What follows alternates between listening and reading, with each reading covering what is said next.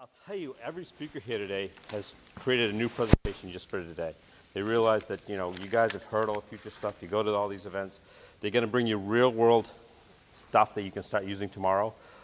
Please make this interactive. Please ask questions and have fun today. And with that, I'm going to give you Chris Colotti. I know he personally was working on this during his vacation. And, no, actually, I wasn't.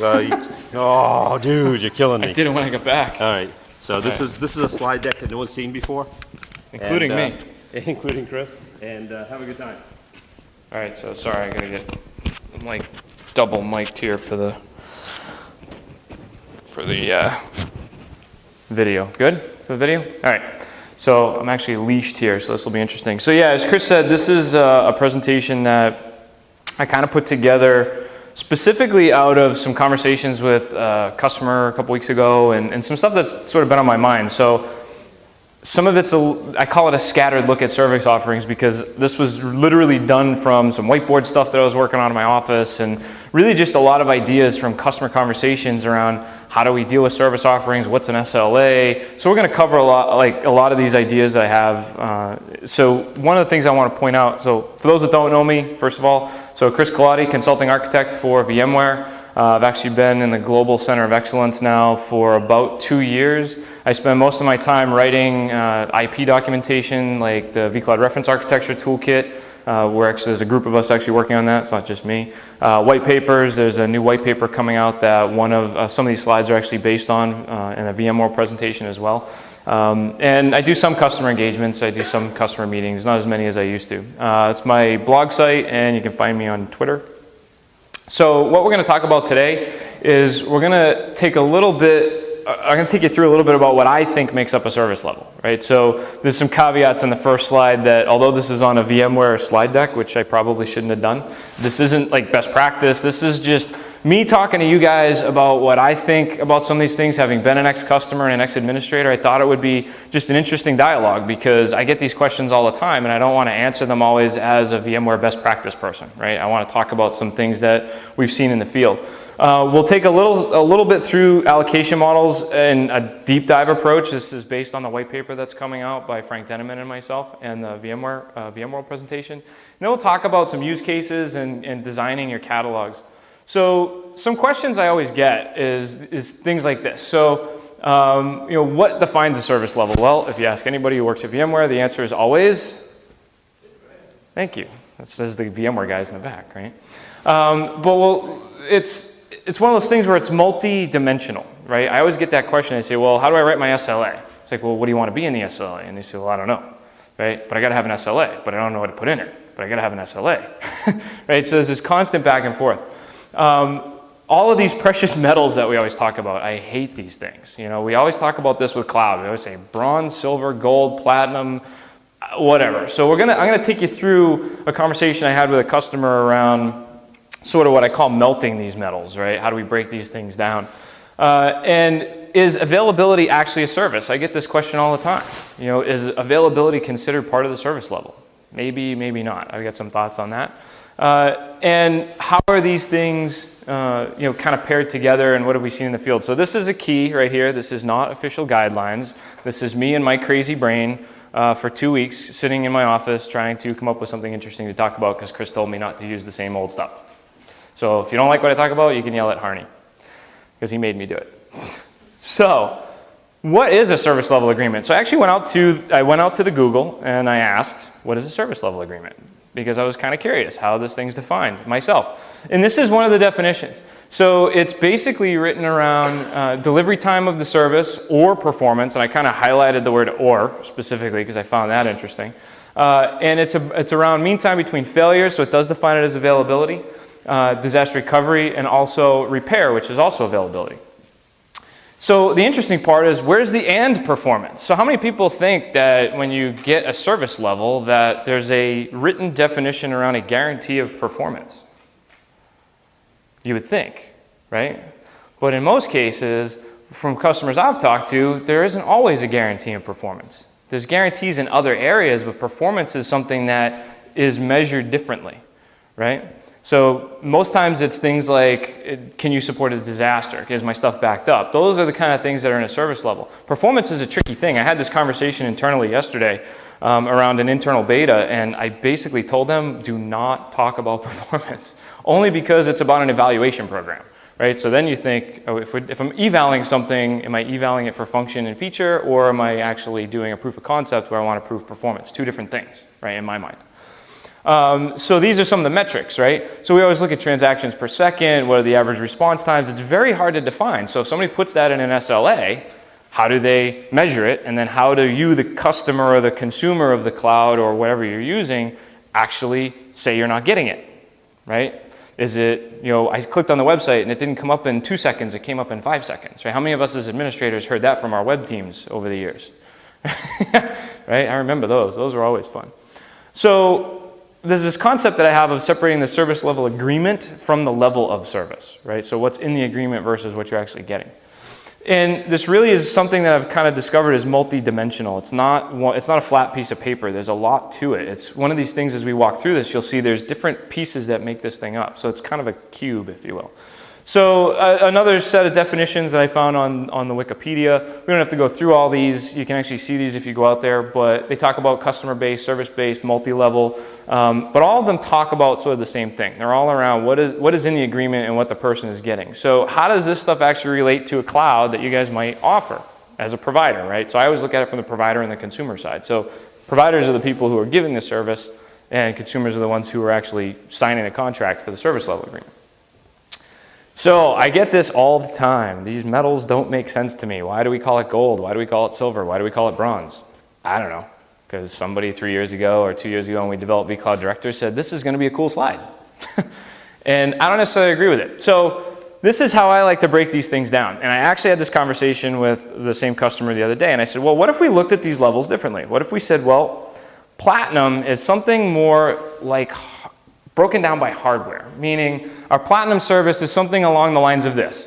It's maybe solid state storage, it's big iron boxes, it's providing support and infrastructure for monster VMs, right? Large VMs specifically. And I'll get into this in a minute as to why and why we might want to break this down.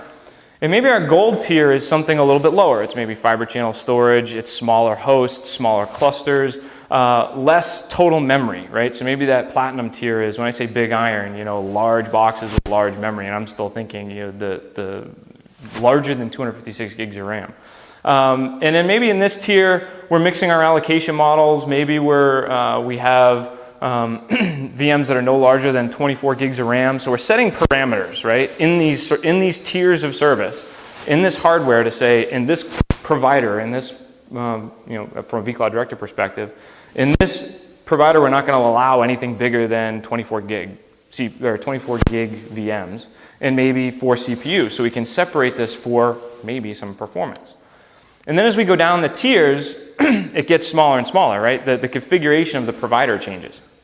So, and this is all the providers back-ending vCloud Director. So when you get down to the bottom, right, the bronze tier is really cheap storage, low memory, pay-as-you-go model specifically. It's transient, fast provisioning is enabled, right? It's your traditional, what I would say your traditional public cloud offering, which is, I need it fast, I need it cheap, and I need it like now, right? And I don't want to pay a lot of money for it. I got to do some testing, I got to throw a new piece of software up really quickly, and that's all I need it for. So keep this in mind, right? So this is how I sort of look at these tiers. The first level of service is I look at as the hardware, right? That's the provider. Because when we build, so you have to step through this in your mind, excuse me, is as we're building vCloud Director, we always start with the provider, right? The provider VDC in vCloud Director is the first step in building the cloud out. So if you don't set that level of service first and then carve that up specifically as you go along, how do you continue providing that service level to the consumer as it goes out? So you have to start from the top down. So this being the first layer of the onion, if you will. So, okay, I've got my providers, and let's say I've got a bunch of vBlocks that I bought, so as a plug for the vBlock folks in the room. Or I've got some UCS chassis specifically and some NetApp storage, but I've carved it up, right? I've got my provider VDCs broken up, and I know that this tier of service is only going to support this size VMs, and et cetera, et cetera. So now I get all my consumers, the people are beating down the door. I've marketed this thing to the day's end, and now they say, I want to use your services. Well, now I've got to determine how to carve this stuff up with these wonderful allocation models. And I think, how many folks were in January when I did that presentation at Gillette? Most? Some? Okay, so I talked about these really high level, and what I wanted to do is relate these back to why it's important to understand the hardware tiers. So real quick, this is sort of the review of the three types of allocation models. And one thing we get all the time is, which one's the best one? So as the provider, talking to a consumer, which allocation model do I pick? How do I know which one is the best allocation model? And there's no right answer. It comes down to how that consumer's functional requirements come to you and what they're going to do with those resources. And this is key to defining a service level. So we've got service providers, and I'm sure I'll hear from Justino afterwards, but they go through these allocation models and they pick one. And they say, this is the allocation model we're going to offer, and this is the configuration of it, and everybody's going to get the same thing. Now, that to me, when I was back as a little youngin', there was a game called Lemmings. Anybody remember that? Right? So what is that? That's just everybody just walking off the cliff together, right? That's all it's about. So if I'm a service provider and I only provide one of these allocation models with the exact same configuration, that's really easy from an SLA perspective, but does it meet those customer requirements? Right? We're all different in this room, and we're going to have different applications that need different requirements and need different performance. And this is what drove the white paper that Frank and I wrote, because we got really frustrated with people not mixing allocation models and not using more than one allocation model and not configuring different settings in each allocation model. So any one of these could be considered the best in that customer's eyes, depending on what they're going to do with it. So the difference being is this particular one, anybody know the default setting? I think I have the default settings, but anybody want to know the default settings of vCloud Director for pay-as-you-go? For memory reservation specifically? 100. It's 100%. So what does that mean? That means that every virtual machine in that customer's organization gets 100% of physical resources reserved. That, to me, is probably the best performing because they're not sharing anything. Now, the difference is that's going to lower as a provider, that's going to lower my overall consolidation ratio, right? Because when I start applying 100% reservations on everything, and I don't change that default, I start to get very few VMs on my provider cluster. But they're very good performing VMs. But if the customer doesn't need that performance, why am I setting it 100% for that customer? Why am I not setting it at 50 or 0, increasing my consolidation ratio? But I don't want to do what another customer did, which is set everything at 0%, because then what happens? You over-rotate, right? You go the other direction, and you consolidate to the point where nobody is getting the performance that they need because everybody ends up sharing eventually, right? The cluster caps out. Reservation pool is basically taking a bucket of resources, right? Saying, well, okay, I can't tell you, I'm going to pick on Justino again. Justino, I can't tell you the resources that I need, but I know I'm going to need about this much, and I'm going to put a bunch of stuff in it, but I want to actually figure it out as I go. And he comes back to me and says, I can do that, right? What I can do is I can create you a reservation pool model. I'll give you 50 gigs of RAM. I'll give you X amount of CPU. Do with it what you want. When you hit the ceiling, come back to me. I'll give you more if you need it. If you don't use all of it, I can reduce it, and I can reduce your bill every month. So it gives me the control. So me, being me, those of you who know me, I'm kind of a little bit, tiny bit control freak, just a little. No. So this is the kind of model that I would consider to be premium. I'd pay extra for this model because it gives me, the user, the control of all of my resources within my pool. I'm not restricted by what the provider's telling me, like pay-as-you-go, or even allocation pool. We'll talk about that one in a second. So this is a little bit out of the white paper, but I wanted to show this graphical representation of the three pools because I think it's important to understand where these things get set. So these are the defaults, right? 100% default, 0.26, that should actually be gigahertz, I apologize, so that's actually 260 megahertz. And 0% CPU. So when you build this allocation model, if you're somebody standing up a POC, these are the defaults. You go on, you click, click, click, great, I'm done. Well, what happens is as everything gets deployed, all of these settings are applied at the individual virtual machine. So that means every virtual machine gets these reservation settings at the per virtual machine level. Yeah, everybody's going, oh shit. Sorry, it's recorded, I probably shouldn't swear. But it's alarming, right? Because those of us who know vSphere and vSphere resource scheduling really well, we know what that means. That means that this virtual machine, when it gets powered on, it's going to grab all of its memory reservations. So if that's a monster VM, right? Everybody familiar with, and I always throw this out there, but everybody familiar with overhead reservation? Who isn't familiar with overhead reservation? So it's a really important concept because overhead reservation is required on every virtual machine that gets powered on, regardless of whether you've set a reservation or not. So depending on the size of the VM, if you actually read the resource management guide for vSphere, there's a calculator that says based on the size of the VM, it needs this much reservation. So as an example, the easy one is a 32 gig VM. A 32 gig monster VM with 0% reservation actually needs 1 gig of reserved memory to power on. HA admission control won't let it power on if that 1 gig of memory doesn't exist. So that actually means that monster VM needs 33 gigs of memory to run if it's got 100% reservation, right? Because it needs the 100%, which is the 32, plus overhead. Everything is always plus overhead.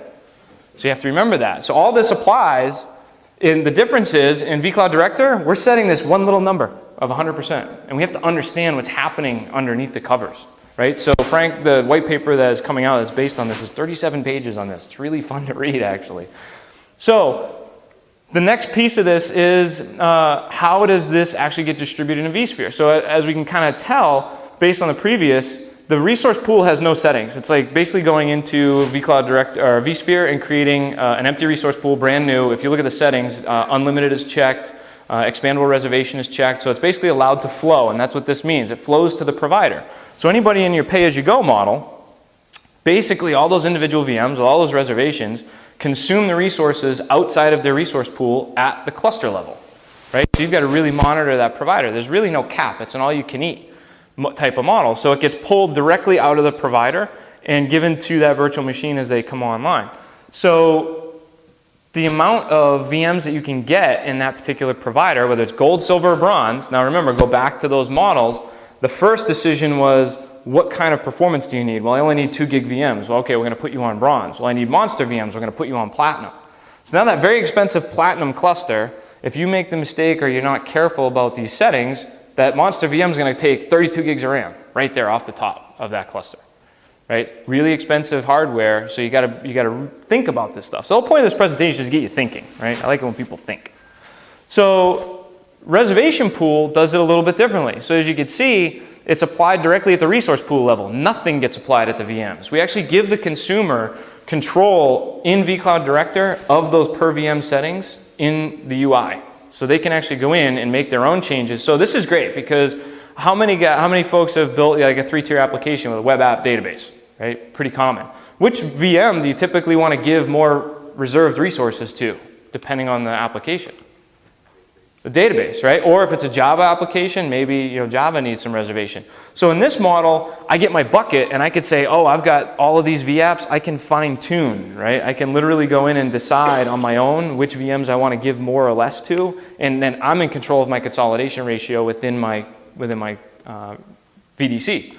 So that's where you can actually get some possible overcommitment, because if you set everything at 0, again, same rules apply. You can overcommit within your resource pool. So these are some of the interesting defaults. It's actually set to 20% by default. So whatever the provider has available, vCloud Director automatically takes 20% and applies that. But you can plug any number you want in. You don't have to leave it at that, obviously. And it definitely sets expandable disabled, and it sets a limit on the resource pool. So if you look at the resource pool, there's a reservation and there's a limit, and they're equal, which means it can't flow, right? Not like pay-as-you-go, they can flow out to the provider, to the cluster level. It stays capped. Some of this is changing in the future. Oh, I said the word futures. Keep an eye out for the new release. There is going to be some additions, and we've fought really hard based on this white paper and some of this information to get engineering to change some of their thinking. So allocation pool is a little bit of both. And this one gets really wonky, for lack of a better term. What happens is we set all of the settings at the resource pool, and we set memory on a per VM reservation at the VM level. So whatever you set, so the reason this makes it strange is you set the percentage in one field. So you set 100% memory. That 100% of reserved memory gets applied to the resource pool, and that 100% gets applied to every VM. So that's where it gets strange, because you can't control it. So once the provider sets it at 100%, every VM gets deployed at 100%, but the resource pool is also set at 100%. When you lower that number, it gets really strange, because the resource pool gets its reservation based on what's available in the provider. So if my provider's got 50 gig available of memory, and I set that number at 50%, how big is my resource pool going to be? You didn't know there was going to be math involved this morning, did you? 25, right? Because it's going to take that 50%, it's going to apply it to the resource pool, it's going to configure the resource pool at 25%.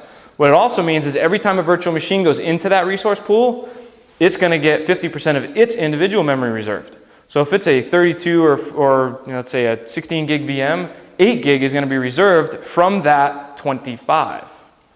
So you see how as you lower the percentage, it exponentially changes this model. The lowest you can go in this model, and I tried this, is 20%. We will not actually let you configure it lower than 20%, and when you do, you can power on like 2 VMs.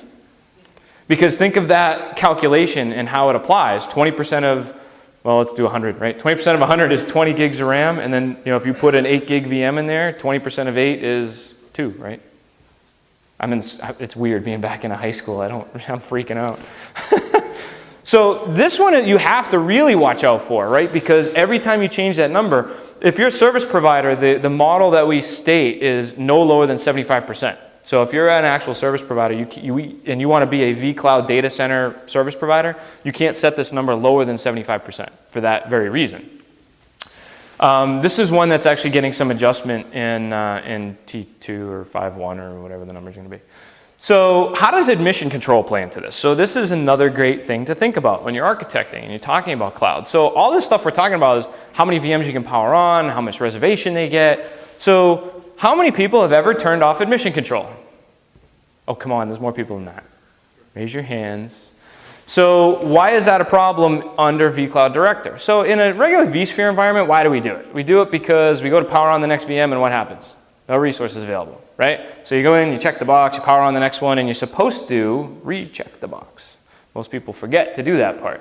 Carlos and I were on site at a customer for a residency, and they had it turned off for what, about a year? It took 6 nodes to get the cluster back into balance, basically. So why is this important under vCloud Director? Well, with vCloud Director, when you're letting vCloud Director set all of those reservations for you, if you turn that off, your provider VDC gets in jeopardy because you're turning off the traffic cop. You're turning off the ability and the intelligence for it to say no more VMs, right? And if you do that, all of your SLAs go out the window. Because once you start piling on VMs with no control over it, whatever you wrote for an SLA, if it's a performance-based SLA, throw it away. Because you can't meet that. Because even though all the VMs you've given 100% to, they'll still try to power on, but where are they going to get that memory from? They're going to swap. They're going to get it from other places. Right? So you'll always be able to power on VMs. You can just keep powering them on without admission control. Admission control works in conjunction with reservations. Right?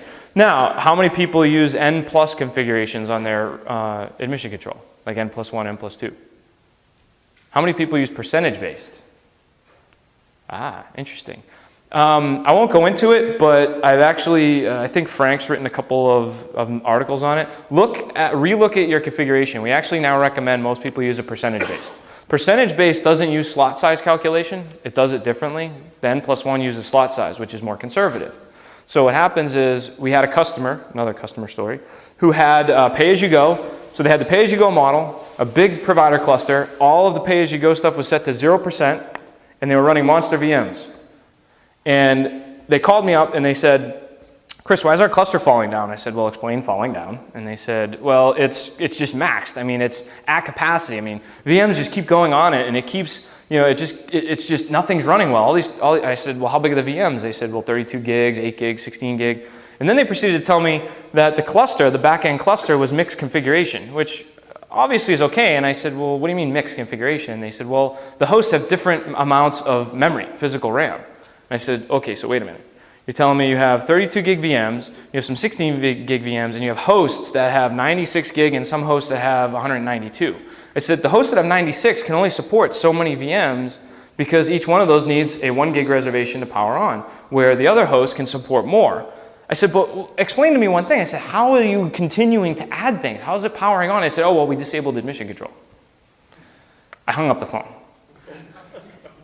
Kind of. I put it on mute and I went, and I got back on the phone and I said, turn it back on. And they said, well, it was too conservative. I said, use percentage. Don't use slot size calculation.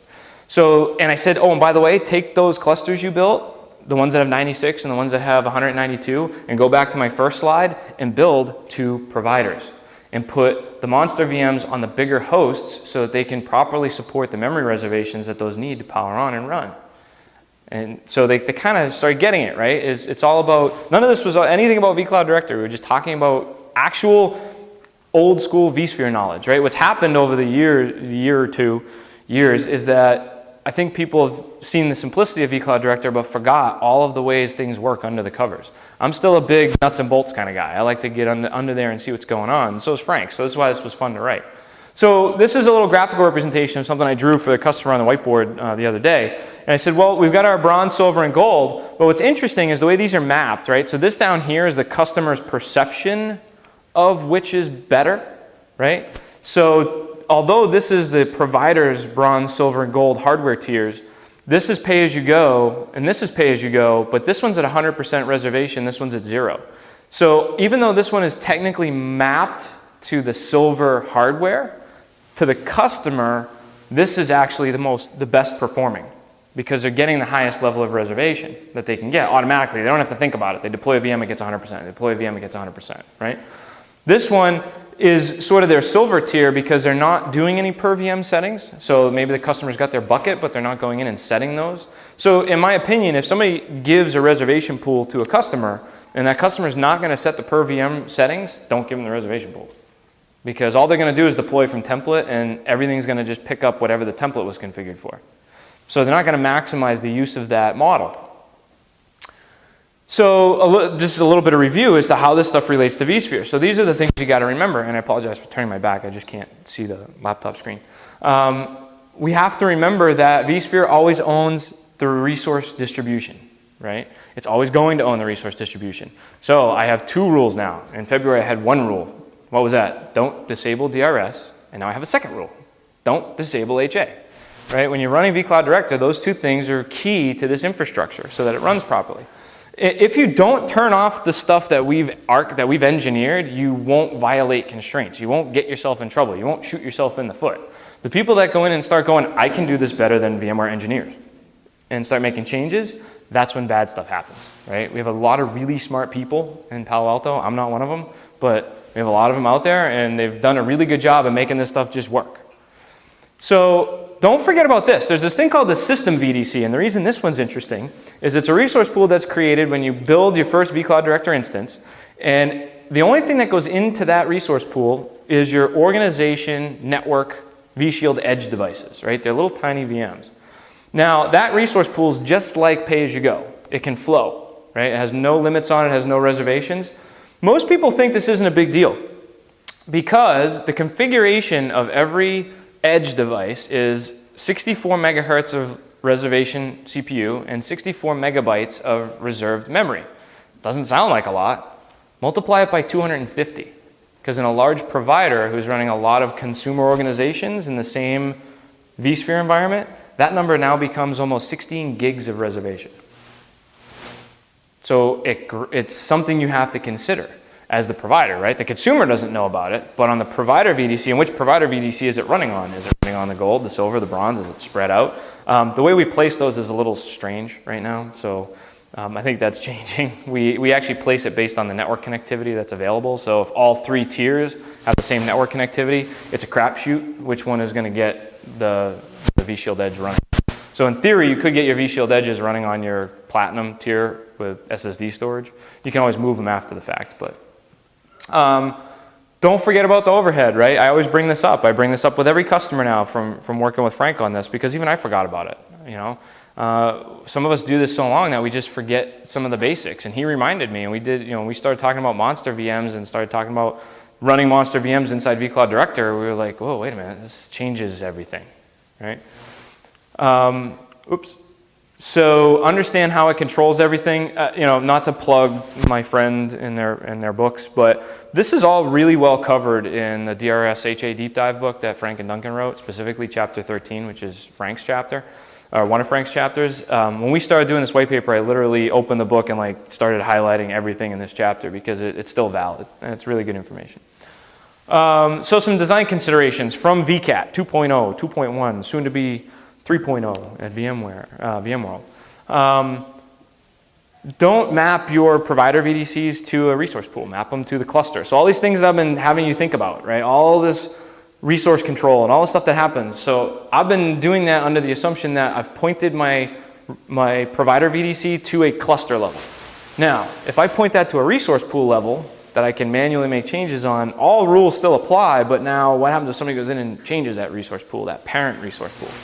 It starts to flow down through all that stuff that we just talked about. So don't get into that sibling rivalry issue, just map it to a cluster. So those 3 blocks that I put up there initially with gold, silver, bronze, platinum, those would ideally be separate clusters, right? Because they're separate hardware, they're separate configurations, they support separate storage. They might even support separate networks. So these are just some of the things that affect the allocation models differently. You want to remember where things are set, that in one it's set on the VMs, and one it's set on resource pools, and the third it's set on both, right? So it's a little bit of a hybrid. This is actually changing. I always point out the 0.26 gigahertz because everybody yells at us for it. I believe in the next release they finally changed it to 1 gigahertz at least.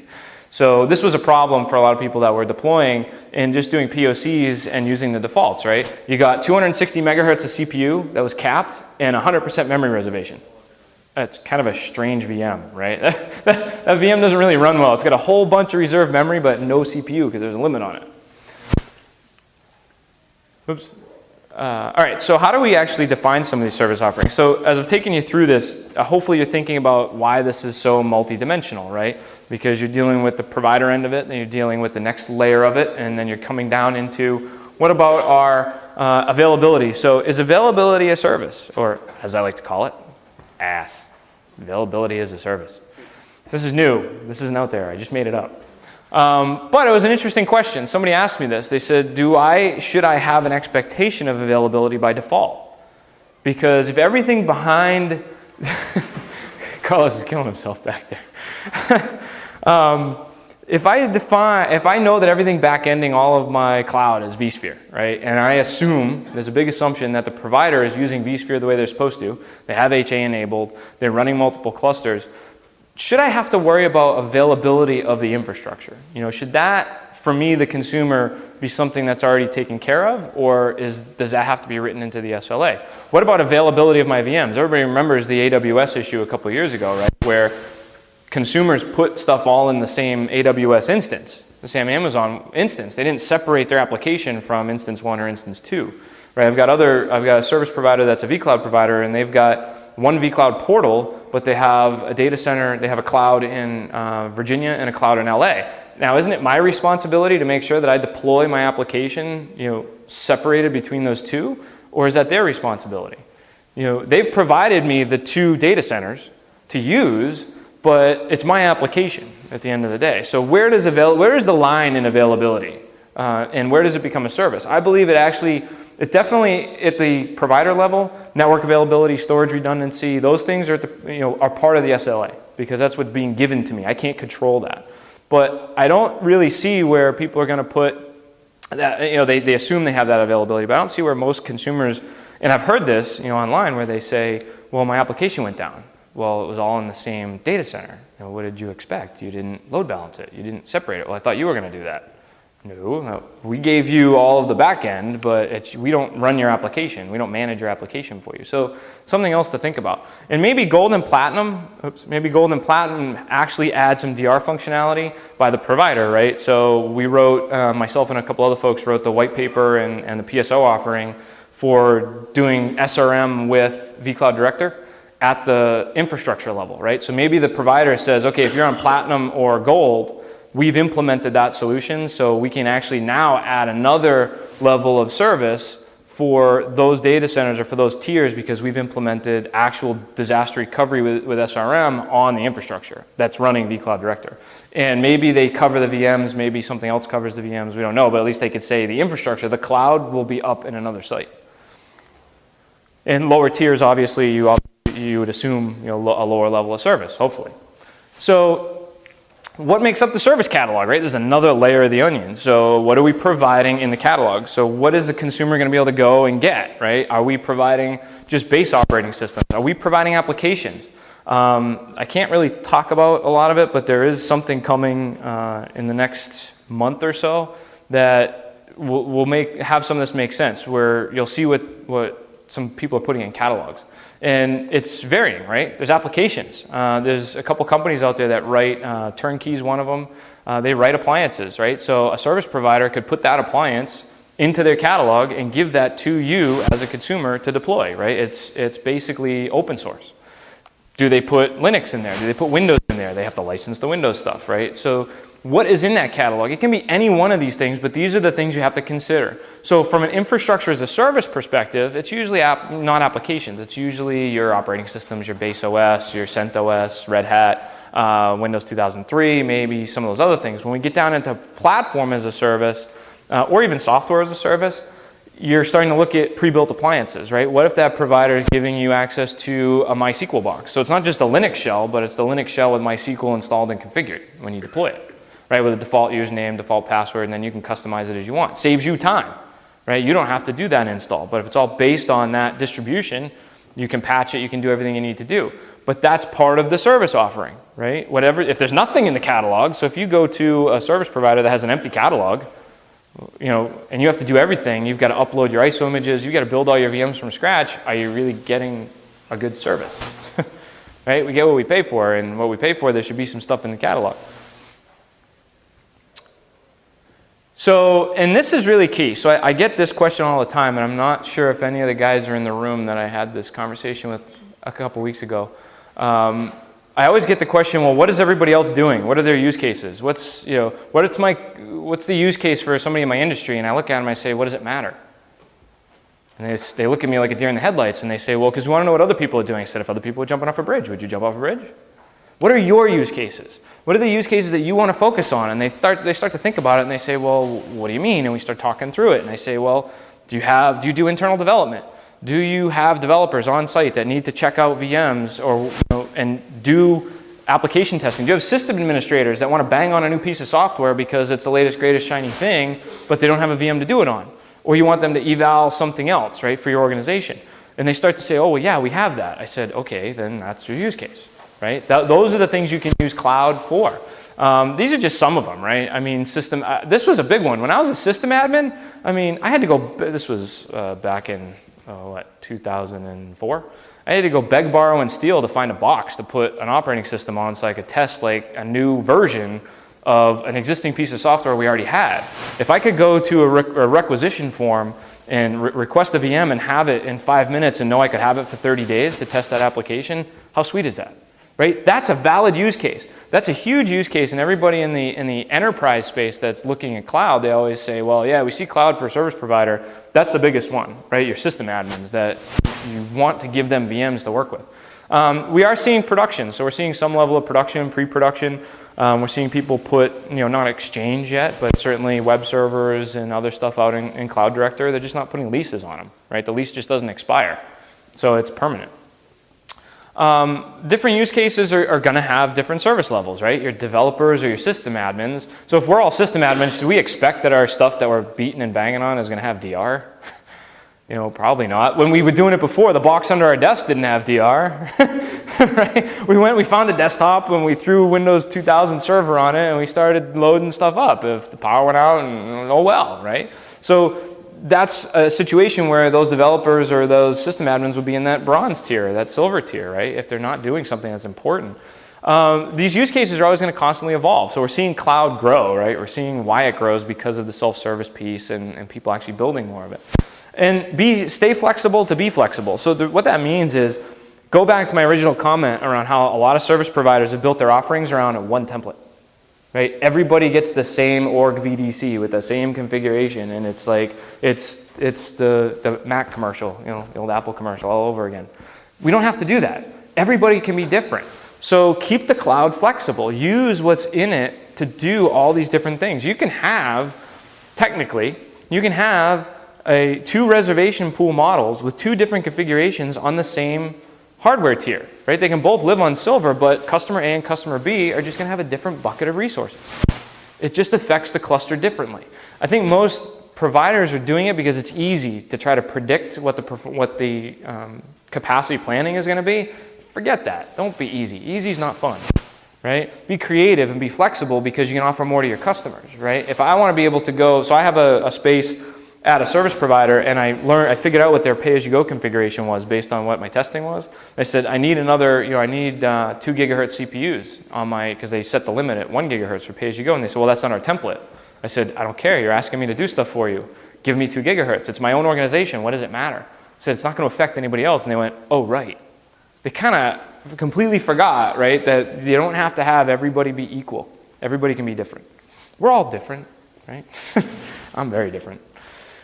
And last thing is definitely stay plugged in. There's going to be some new stuff coming. I'm pre-writing a blog article for this release in early August, hopefully, if it goes through.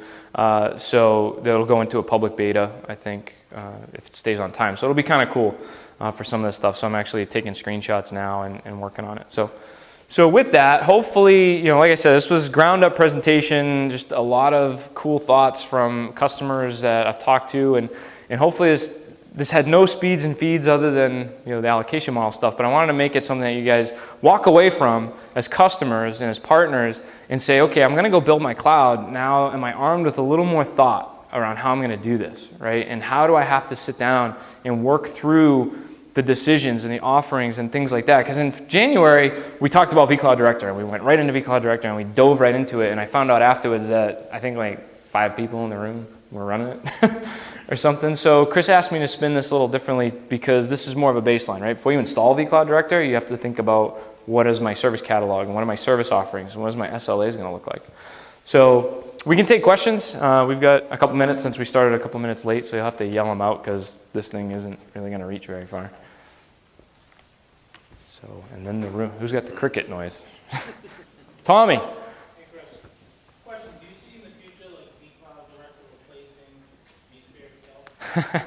That's a loaded question, my friend.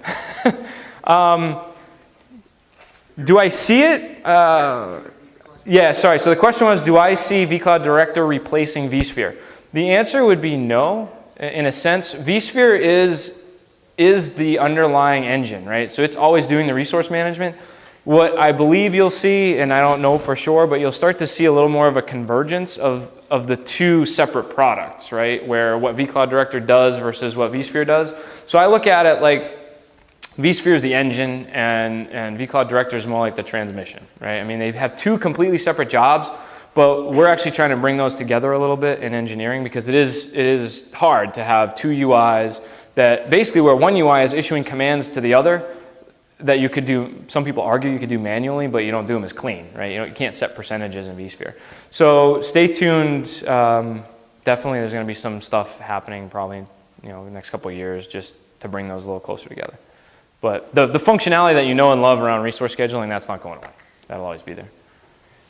Question?